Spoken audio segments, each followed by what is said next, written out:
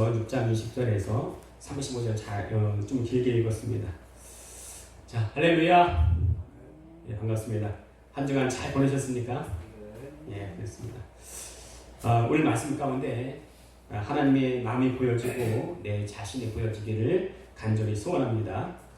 네, 말씀 듣기 전에 같이 고백하시겠습니다. 시작. 오늘도 주님의 아름다우심을 보게 하옵소서. 예, 오늘 말씀의 제목을 말씀이 해답입니다 이렇게 정했어요. 오늘 제목을 어떻게 정할까 고심을 했습니다. 음란죄를 이기는 방법 이렇게 할까, 아니면 하나님이 주시는 행복을 유지하는 방법 이렇게 할까 하다가 모든 것을 아우를 수 있는, 통합할 수 있는 그런 제목을 붙여야 되겠다 생각하니 오늘 제목이 나왔습니다. 근데 사실은 성경의 어떤 본문을 가지고 설교할지라도 이 제목이면 다 통해요. 그렇죠? 말씀의 해답입니다. 말씀의 해답입니다. 자, 오늘 6장에서 다루는 문제들은 여러 가지가 있어요. 그런데 오늘 본문은 그 중에서 음란에 대해서 다루고 있습니다. 음란에 대해서. 그런데 6장에서 처음 다루는 게 아니에요. 5장, 6장, 7장 다 음란에 대해 다루고 있습니다. 다만 5장에서 다뤘던 그런 문제를 더 심화 있게 또 깊게 다루는 모습을 볼 수가 있습니다. 그리고 7장에서 다룰 내용을 미리 제시하고 있어요. 자, 5장은 음녀에게서 멀리하라 이렇게 말씀하십니다. 아마도 생각컨대 음녀에게 완전히 가까이 가지는 않는 것 같아요.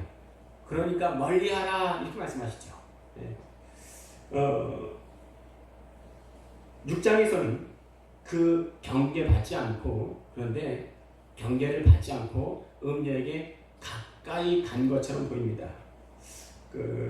유명한 시에 그런 시가 있죠. 자세히 봐야 예쁘다, 너도 그렇다, 이런 시가 있습니다. 다 아실 거예요. 가까이 갔으니까 아름다운 것을 알 수 있겠죠. 우리도 말씀 듣기 전에 항상 고백하잖아요. 오늘도 주님의 아름다우심을 보게 하옵소서. 어떻게 하면 아름다우심을 볼 수 있겠습니까? 가까이 가면 돼요. 가까이 가면 아름다움 볼 수 있습니다. 그런데 오늘 잠언 6장 말씀에서도 가까이 가지 말라 이렇게 말씀하고 있는 것을 볼 수가 있습니다. 그런데 6장에서 그렇게 경계했음에도 불구하고 7장에 가면 젊은이가 음녀를 따라가는 것을 볼 수가 있습니다. 그러니까 갈수록 더욱더 음녀에게 가까이 가는 모습을 5장, 6장, 7장에서 그리고 있어요.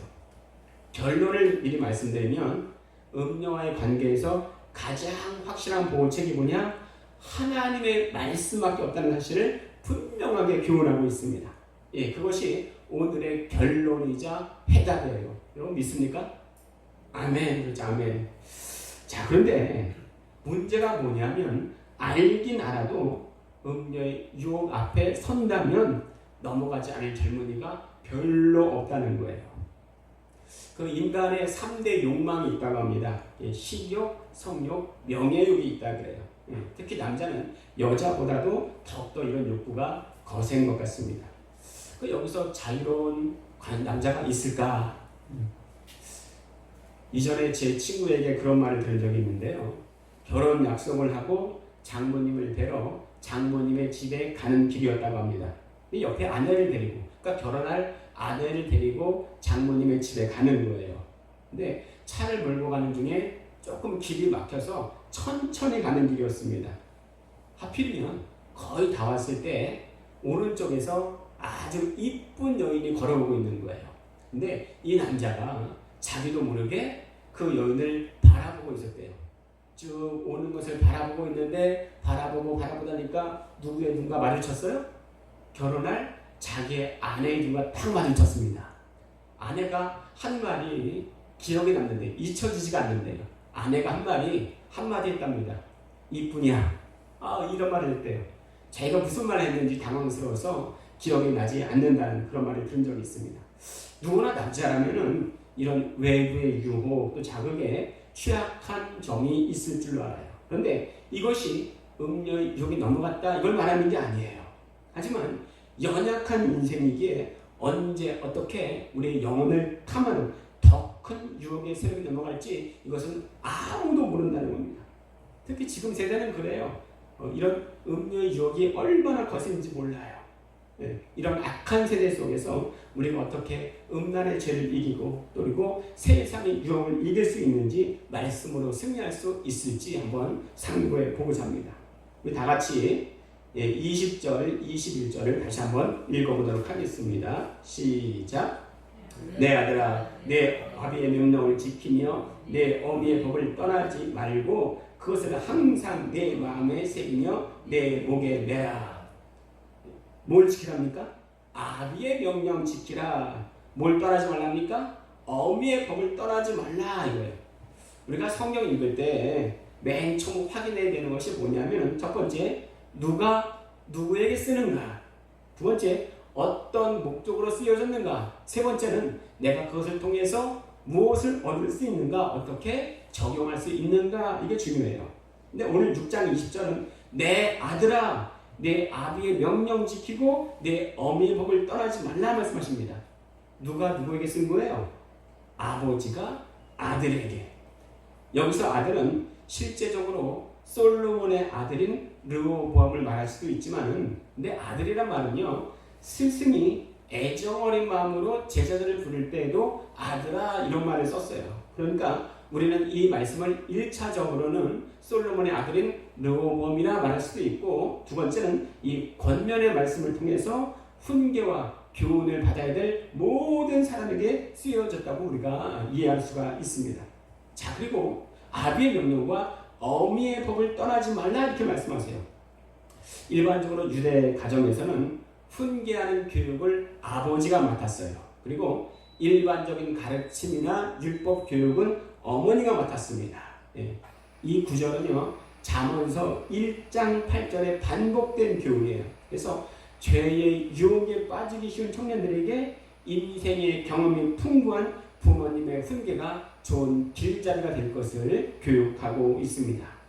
그리고 그 말씀을 듣고 항상 내 마음에 새기고 내 목에 매라 말씀하세요. 이 말씀도 여기서 처음 나온 말씀이 아닙니다. 계속해서 거듭하여 말씀하시는 거예요. 왜 거듭하여 말씀하십니까? 중요하니까요. 자, 그리고 이것을 마음에 새기라 이렇게 말씀하세요. 이게 무슨 말이냐면 아비의 명령과 어미의 법을 내 삶의 모든 행동의 판단 기준으로 삼으라는 거예요. 그리고 잊혀지지 않게 해서 항상 기억하라 말씀하십니다. 더 쉽게 말하면 암송하라는 거예요. 마태복음 4장에 보면 예수님이 마귀에게 시험 받습니다. 어떻게 이기셨어요? 예수님이시기 때문에 사단아 떠나가라 그럴 수 있는데 예수님이 암송하신 말씀으로 이기는 것을 볼 수가 있습니다.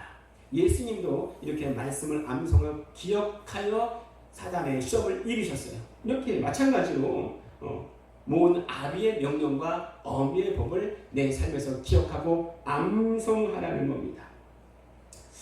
그리고 목에 매라 말씀하세요. 유대인들은 하나님의 말씀을 철저히 따르려는 의도에서 계명의 말씀을 적어서 목에 메어 달았습니다. 그럼 어떻게 돼요?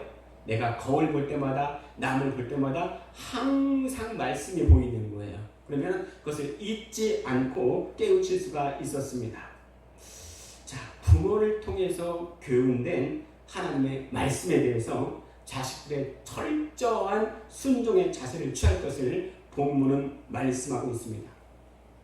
유대인들이 모진 박해 속에서도 자기들의 신앙을 고수할 수 있었던 이유는 이 같은 말씀에 대한 철저한 순종에서 비롯됨을 우리가 알 수 있습니다. 어떻게 해야 돼요? 말씀을 마음에 새기고 목에 메어 달아라 하는 거예요. 그래야지 범죄를 막을 수가 있다는 것입니다. 어떻게 하라는 거예요? 아버지의 명령과 어미의 법을 마음에 새기고 목에 메어 다는 사람, 이 사람은 어떤 결과가 오는가 우리 22절에서 24절 같이 교독하도록 하겠습니다. 22절에서 24절 제가 먼저 읽겠습니다. 그것이 네가 다닐 때에 너를 인도하며 네가 잘 때에 너를 보하며 네가 깰 때에 너와 더불어 말하리니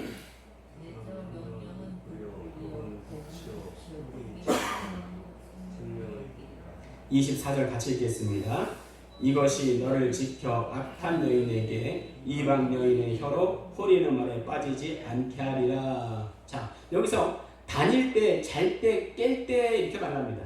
이것이 우리 인생의 모든 면 안에요. 우리가 다닙니다, 잡니다, 깹니다. 우리의 이 모든 일생을 다닐 때, 잘 때, 깼다라고 말할 수 있습니다. 자, 그럴 때 하나님의 말씀 안에 거할 때 인도와 보호를 받을 수 있다 이렇게 말씀하고 있습니다. 자, 23절에 말씀 보면은 대저 명령은 등불이요 법은 빛이요 말씀하시는데, 이 대저라는 말은 히브리어로 키라고 하는데 그 뜻은 왜냐하면 이런 뜻이에요. 왜냐하면 우리 이전에 주기도문 볼 때 끝부분에 대개 나라와 권세와 영광이 영원히 아버지께 있사옵나이다 그랬잖아요. 대개가 뭔 뜻이에요? 대개가. 네, 우리는 그 뜻을 모르고 마구 썼어요. 그렇죠? 대개라는 말은 은어로 호티라고 해서 왜냐하면 이런 뜻입니다. 주기도문에 보면은 우리가 필요한 모든 것들이 있어요. 육적으로 필요한 것, 혼적으로 필요한 것, 영적으로 필요한 것을 다 구하라 말씀하시는 거예요. 그런데 맨 끝에 뭐예요? 호티, 대개, 나라와 권세와 이 모든, 왜냐하면 왜 이것을 구해야 되냐면은 이 모든 것을 주시는 분이, 공급하시는 분이 바로 하나님께 있기 때문입니다. 그런 거예요. 내 주인이 하나님께 있기 때문입니다. 이거예요. 모든 것이 하나님의 영광을 위하여 있기 때문입니다. 이거 말씀이에요. 그러니까 주기도문을 하는 그 사람은 뭐냐면 결국은 하나님의 영광을 구한다는 거예요. 이것이 바로 주기도문을 하는 이유입니다. 자, 이와 같이 오늘 말씀에서도 명령은 곧 등불이라 말씀하세요. 법은 곧 빛이기 때문에 또 생명의 길이기 때문에 악한 여인과 이방 여인에게서 빠지지 않는다 이렇게 말씀하고 있는 거예요. 자, 23절 한번 다시 한번 읽어볼게요. 23절 시작. 대저 명령은 등불이요 법은 빛이요 훈계 책명은 곧 생명의 길이라. 대저가 무슨 뜻이라고 그랬습니까? 왜냐하면 명령은 해도 되고 안 해도 되는 게 아니에요. 마땅히 해야 할 것이 바로 명령이라는 것입니다. 그리고 이 법은 모세의 율법을 포함한 일반적인 하나님의 계명과 모든 율법을 말하는 거예요. 네. 자, 그런데 이 아비의 명령과 어미의 법이 뭘 말하는가? 자, 아비의 법이 곧 뭐라 그랬습니까? 등불, 불이에요. 어미의 법은 뭐라 그랬습니까? 빛. 자, 그런데 시편 119편 105절에서는 주의 말씀은 내 발의 등이요 내 길의 빛이니이다 이렇게 명확하게 주의 말씀이라고 기록되어 있습니다.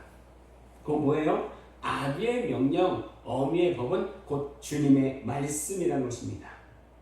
자, 세상 욕에 빠지고 아비의 명령을 지키지 아니하고 어미의 법을 떠난 자식은 영적으로 어둡기 때문에 잘못된 길로 간다는 거예요. 그렇죠?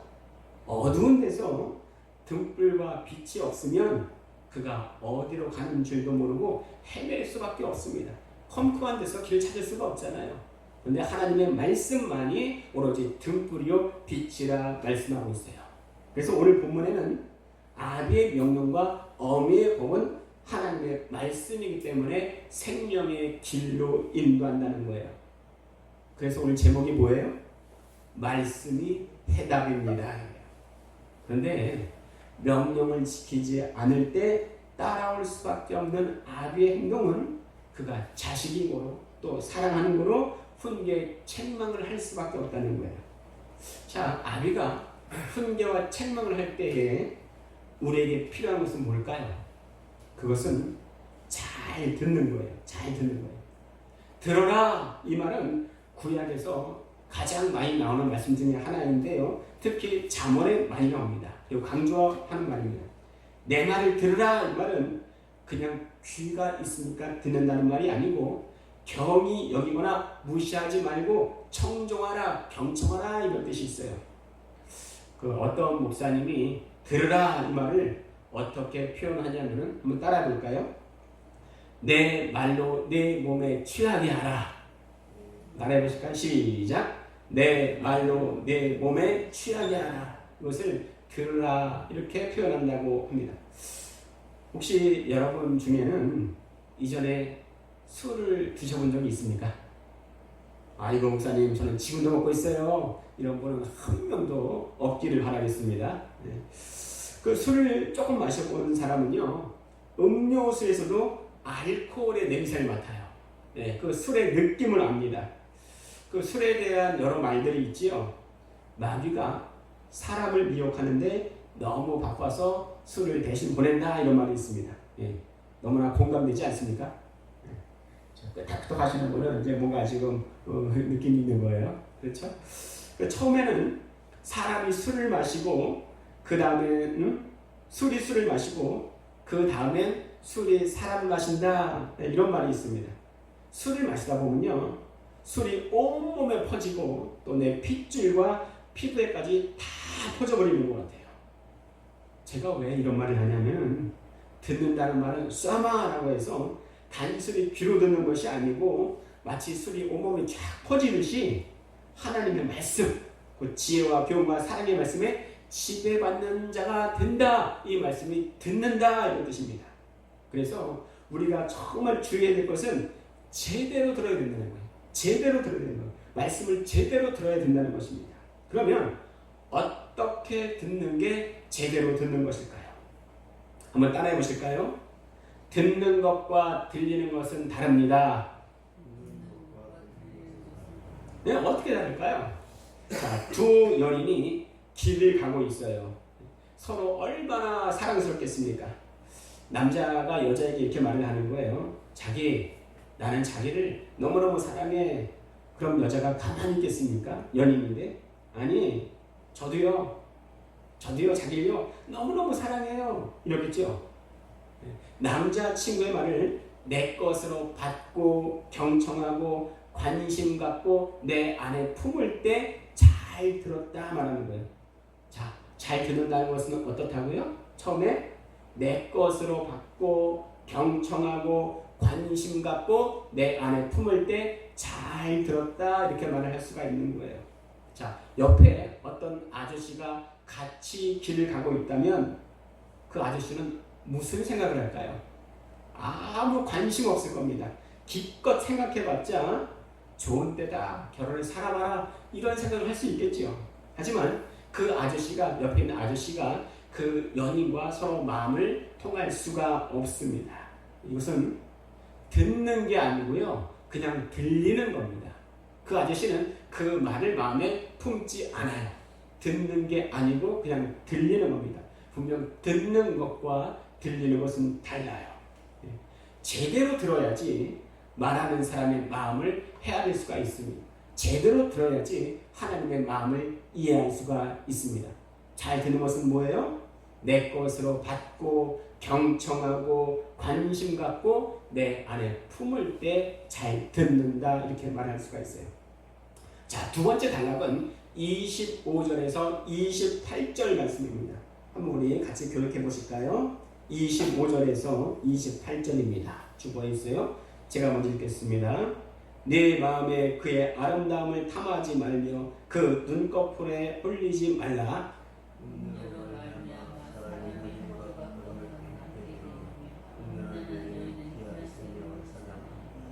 사람이 불을 품에 품고서야 어찌 그의 옷이 타지 아니하겠으며.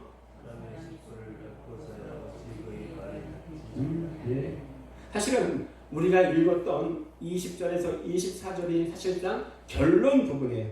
이것이 잘 이루어지면 그 이후의 부분이 필요가 없습니다. 자식이 공부를 잘하는데 공부 잘해라 이럴 필요 없잖아요. 못하니까 잘하라고 하지요. 자, 20절에서 24절 이것이 지켜지지 않을 때 어떤 비참한 결론 나오는가, 이것이 25절에서 35절까지 계속 나오고 있습니다. 25절 보시면 음녀의 아름다움을 탐하지 말고 그 눈꺼풀에 홀리지 말라 이렇게 말씀하고 계세요. 한마디로 안목의 정욕에 빠져 살지 말라 이런 말이에요. 지금 우리 세대는요, 보이는 곳에 우리의 몸과 마음을 다 허비하는 시대가 되었습니다. 한번 생각해 보세요. 하루에 말씀을 생각하고 또 말씀을 보기보다 세상에서 쏟아져 나오는 그림들과 핸드폰, 인터넷에 우리의 눈이 더 가 있는 것을 쉽지 않게, 어렵지 않게 우리가 발견할 수가 있습니다. 창세기에 보면 뱀이 하와를 유혹할 때 뱀이 한 행동이 뭐냐면 하와가 선악을 알게 하는 나무를 바라보게 했다는 거예요. 그 전에는요, 아담과 하와가 나무를 바라보았다 이런 말씀이 없어요. 하나님 먹지 말라 하시니 그 나무가 거기 있는지도 별로 상관하지도 않았어요. 근데 원수 마귀가 그 나무 바라보라, 열매를 따 먹으라 유혹하니 하와가 어떻게 해요? 그 나무를 바라보게 됩니다. 바라보니 어때요? 먹음직도 하고 보암직도 하고 탐스럽게 보여서 그 열매를 따먹게 되는 거예요. 그 결과가 어떻습니까? 그로 인해서 죄악이 들어오게 됩니다. 이전에 미혼 남녀로부터 어떤 남성, 어떤 여성이 좋습니까? 이렇게 설문조사를 한 적이 있습니다. 여자들은 외모, 키, 능력, 성격 이렇게 다양하게 이런 남자를 선호합니다. 이렇게 말을 했어요. 남자는 1위가 뭐였겠어요? 이런 여자를 좋아합니다. 1위가 뭐냐면은 이쁜 여자예요. 2위가 뭐냐면은 뭐였겠어요? 이쁜 여자예요. 3위가 뭐였겠어요? 예, 이쁜 여자였습니다. 이쁜 여자예요. 청년을 음행에 빠지게 하는 음료들은 대부분 다 이렇게 이쁜 사람이 많아요. 이와 같이 예전이나 지금이나 보는 것이 우리의 마음을 뺏을 때가 참 많이 있습니다. 그리고 그것이 모든 유혹의 시작인 것을 볼 수가 있어요. 자, 그리고 오늘 말씀에 보면 눈꺼풀에 홀리지 말라 말씀하십니다. 눈꺼풀에 홀리지 말라는 말씀은 음녀가 사람을 유혹하기 위해서 눈을 찡그리고 추파를 던지는 모습을 가리키고 있어요. 자, 이런 말씀에 누가 생각하지 않습니까? 요셉 생각하죠. 요셉. 보디발의 장군 아내가 요셉에게 접근합니다. 그리고 요염한 눈짓을 보내죠. 요셉, 밥 먹었죠? 혀꼬부라진 소리를 해요. 혀꼬부라진 소리. 그 혀꼬부라지는 소리는 방언만 있는 게 아니에요. 자, 그때는 요셉 주변에 아무도 없습니다. 그 유혹에 넘어가도 누가 뭐라 할 사람 한 명도 없어요. 비밀로 붙이면 됩니다. 그런데 그때 요셉이 취한 행동은 뭔가 단호히 거절합니다. 왜 그래요? 하나님의 말씀이 요셉에게 있었기 때문입니다. 특히 음란의 죄를 이길 수 있는 방법은 뭐냐? 다시 말씀으로 돌아가는 거예요. 말씀의 사람이 될 때 그 유혹에 넘어가지 않을 수가 있습니다. 우리 다시 한번 23절 같이 한번 보시겠습니다. 23절 읽어보실까요? 시작. 대저 명령은 등불이요 법은 빛이요. 자, 대저가 무슨 뜻을 하겠습니까? 예, 그렇죠. 키. 왜냐하면 자, 등불과 빛이 뭐에 쓰이는 물건이에요? 어두운 곳에서 바로 보게 하는 물건입니다. 말씀 때문에 제 유혹에 넘어가지 않을 수가 있다는 거예요. 말씀이 제대로 보게 합니다. 지금 얼마나 어두운 세상입니까? 얼마나 어두운 세상이요. 지금 어두운 세상 속에서 등불과 빛이 없으면 얼마든지 교회 다니는 사람이라 할지라도 유혹에 넘어갈 수가 있습니다. 그럴 때 참 말씀으로 그것을 극복할 수가 있다는 겁니다. 어쩌면 우리는 너무나 말씀을 하찮게 봐요. 우리를 구원하시는 말씀의 능력이 없는 게 아닙니다. 그것을 하찮게 보는 우리의 마음의 능력이 없는 거예요. 요셉이 말씀의 사람이므로 죄악에 넘어가지 않을 수가 있었습니다. 자, 세 번째 단락이 있습니다. 우리 29절에서 35절인데요. 함께 교독하도록 할까요? 29절에서 35절입니다.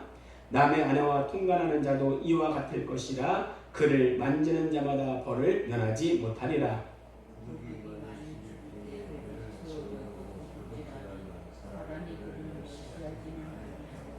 들키면 7배를 갚아야 하리니 심지어 자기 집에 있는 것을 다 내주게 되리라.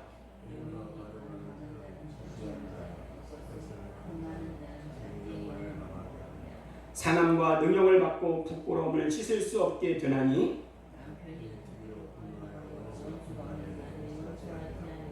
35절 같이 읽겠습니다. 어떤 보상도 받지 아니하며 많은 선물을 줄지라도 듣지 아니하리라. 아멘. 29절에 통간하지 말라 말씀이 있는데 다시 말하면 간통하지 말라 이 말씀이에요. 그 카메룬에 카카오족이라고 있습니다. 남자가 그 친족의 부인과 성관계를 가져도 처벌을 받지 않는데요. 또 에스키모인들은 손님이 오면 손님 족대로 자기 아내를 관리하도록 내어준다고 합니다. 별 사람이 다 있죠. 세상에 별 나라가 다 있어요. 그런데 우리나라도 몇 해 전에 이런 간통죄 폐지를 했습니다. 폐지를 했어요. 이전에는 그런 거 하면 안 돼, 지극히 당연한 거야 그랬는데 지금은 다 용납되고 있습니다. 왜 폐지했나 보니까 그 이후로 서로 간의 관계는 지극히 개인적인 사생활 일에서 국가가 개입할 수가 없다는 거예요. 그래서 지금 인터넷에서도 그런 사이트들이 얼마나 활약하고 있는지 모릅니다. 그러나 성경은 말씀하시기를 그를 만지는 자마다 벌을 면하지 못하리라 말씀하세요. 우리에게 당연한 거예요. 당연한 겁니다. 근데 왜냐하면 우리에게 무엇보다 하나님의 말씀이 최고의 명령이고 최고의 법이기 때문에 그렇습니다. 자, 32절에는 여인과 가늠하는 자는 무지한 자라 이렇게 말씀해요. 무지한 자라. 이 뜻은 마음이 없는 자 이런 뜻인데 자기의 행위에 따른 일의 결과를 전혀 예상치 못하는 어리석은 자 이런 뜻입니다. 자, 그런데요. 이런 7장에서는 무지해서 음료의 유혹에 넘어가는 한 청년의 신뢰를 구체적으로 묘사하고 있습니다. 자, 이렇게 무지하고 어리석은 사람의 결국은 자기의 영혼을 망치게 되고 상함과 능력을 받게 된다 이렇게 말씀하고 있어요. 여기서 상함은 문자적으로 때리다, 채찍질하다는 의미가 있고 그 부녀의 남편이 행운자에게 행하는 육체적인 혐오를 가리킵니다. 자, 그 결론이 어때요? 결론이 남편은 자기 아내의 육체적인 부정을 생각할 때 그 마음에 격분이 일어나서 아내와 가늠한 자를 결코 용서하지 않는다 말씀하십니다. 그러므로 음행죄는 어떠한 보상이나 뇌물로도 용서받을 수 없는 큰 죄라는 거예요. 이같이 결국 6장은 뭘 말씀하느냐? 행음자의 어떠한 보상이나 속죄 표현이라도 도무지 복수를 돌이킬 수 없다는 것이 바로 이 범죄가 음행이라는 것입니다. 어떤 분이 이럴 수 있어요. 아유 목사님 6장에서 정말 길게 말씀하셨어도 이것은 나와 아무 상관이 없습니다. 나는 전혀 그런 마음이 전혀 없어요. 이렇게 말씀하실 수도 있을 거예요. 자, 그런데 야고보서 4장 4절에서는 이렇게 말씀하고 있습니다. 간음하는 여자들이여 세상과 벗된 것이 하나님과 원수되는 것을 알지 못하느뇨. 그런즉 누구든지 세상과 벗이 되고자 하는 자는 하나님과 원수되는 것이라 말씀하십니다. 그래요. 세상과 벗이 되고 하는 자, 세상이 내 마음에 뺏긴 자도 세상과 가늠한 자다 이렇게 말씀하고 있답니다. 하나님과 원수된다 이렇게 말씀하고 있습니다. 세상과 가늠한 것이다 이렇게 말씀하고 있다는 거예요. 세상에 내 마음을 빼앗긴 것도 음란이고 가늠이라는 것입니다. 고린도전서 3장 17절에는 하나님 배반하고 하나님보다 더 위에 드는 우상을 숭배하는 영적인 가늠에 대한 하나님의 심판 역시 매우 엄정하고 철저히 시행될 것을 말씀하고 있습니다. 정리하겠습니다. 잠언서 6장 25절에 보면 내 마음에 그의 아름다움을 탐하지 말며 이렇게 말씀하고 계세요. 곧 모든 음행의 근원이 되는 것이 바로 그것의 아름다움을 보게 된다는 것이에요. 우리도 항상 말씀 전에 고백하잖아요. 주님의 아름다우심을 보게 하옵소서. 이런 영적인 아름다움도 있지만 세상의 아름다움도 있다는 거예요. 죄악의 시작이 뭐냐? 그 아름다움을 보길 원하는 내 마음에 있습니다. 히브리서 3장 1절 말씀에 그러므로 함께 하늘의 부르심을 받은 거룩한 형제들아 예수를 깊이 생각하라 이렇게 말씀하세요. 그런데 이 예수를 깊이 생각하라는 것은 영어 성경을 볼 때 Fix your thoughts on Jesus 이렇게 나와 있습니다. 그 뜻이 뭐냐면 너의 모든 생각들을 예수 위에 말씀 위에 딱 고정시켜라 이런 의미가 있어요. 그것이 바로 예수를 깊이 생각하는 것이고 그것이 또 예수를 깊이 생각하는 것이 죄의 유혹에 넘어지지 않을 수가 있다는 것입니다. 자, 오늘 아비의 명령을 지키라 어미의 법을 떠나지 말라 말씀하세요. 아비의 명령은 곧 뭐라 그랬습니까? 등불이에요. 어미의 법은 곧 빛이라 그랬습니다. 어떻게 그것을 시행할 수 있다고 그랬습니까? 마음에 새기라 목에 매라 말씀하십니다.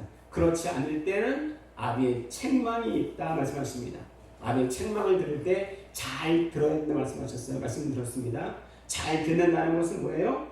내 것으로 받고 경청하고 관심 갖고 내 안에 품을 때 그것이 잘 듣는 거라고 말씀을 드렸습니다. 자, 내 생각을 말씀에 올려둘 때 예수께 고정시킬 때에 모든 유혹에서 벗어날 수 있습니다. 말씀 안에 참 해답이 있습니다. 말씀만이 참 해답입니다. 말씀을 참 해답으로 알고 한 주간도 승리하시기를 우리 주님의 이름으로 축원드리겠습니다. 기도하겠습니다. 살아계셔서 지금도 역사하신 아버지 하나님, 어떤 말씀을 볼지라도 말씀만이 해답입니다. 말씀에